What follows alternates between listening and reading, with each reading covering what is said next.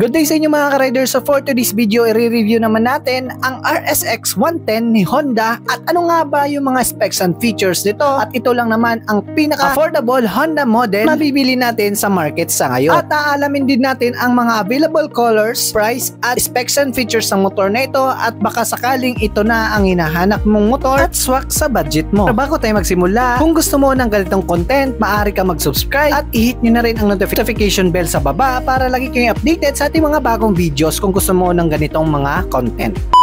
Unahin na nga natin ang makina nito. Ang bagong Wave RSX 110 ay merong 4-stroke single overhead cam, air-cooled at meron itong 109cc Honda engine that proves dependable for traveling needs with maximum power of 6.46 kilowatts at 7,500 RPM at may top torque naman ito na 8.7 Nm at 6,000 RPM. At saktong-sakto rin ito sa mga naghahanap ng Honda model na matipid sa gas, lalo na kung gagamitin mo ito pang negosyo or pang daily drive lamang sa trabaho. Maabot lang naman ang kanyang fuel consumption sa 67.8 km per liter. So napakatipid talaga konsumo ng motor na ito. Bagay na bagay talaga sa mga taong matitipid pero napakaganda ng quality na motor. Dahil pinapagana na rin ang kanyang fuel system sa PGM-FI ni Honda na programmable fuel injection. At may fuel tank capacity naman ito na 4 liters. Pagdating naman sa features ng motor nito, ang headlight pala nito ay gumagamit pa rin ng halogen bulb type at ang kanyang turn signal light naman dito sa harapan ay built-in at bulb type rin ang gamit. Pero kahit ganun pa man, napaka-visible pa rin naman ito sa gabi at maganda rin ang kanyang itsura. Pagdating naman sa kanyang taillight, gumagamit pa rin ito ng bulb type at bulb type rin ang kanyang turn signal light dito sa likuran. Ang kagandahan, parehas ito sa Wave dati na naka-built-in kaya maiwasan talaga sa pagkabali o pagkasagi dahil ito hindi ito katulad sa ibang motor na naka-belt out ang kanyang turn signal light. So napakaganda talaga na naka-built-in ito para iwas sa sagi or iwas sa pagkabali. Pagdating naman sa kanyang front suspension, gumagamit ito ng telescopic fork at sa likod naman ng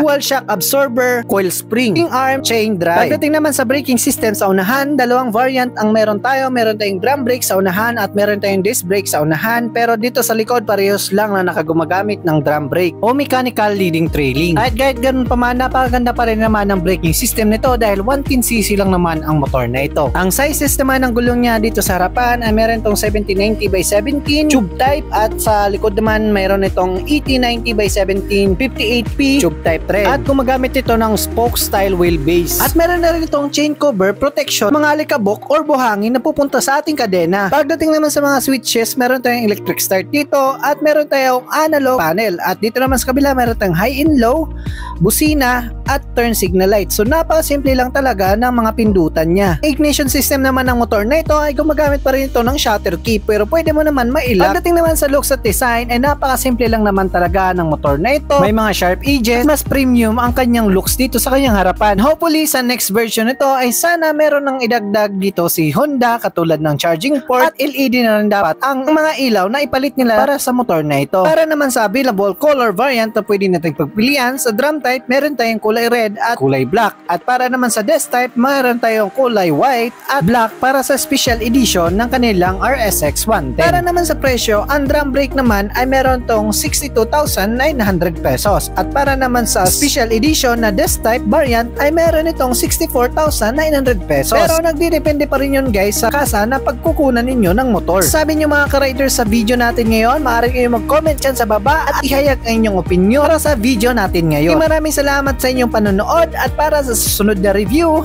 abangan!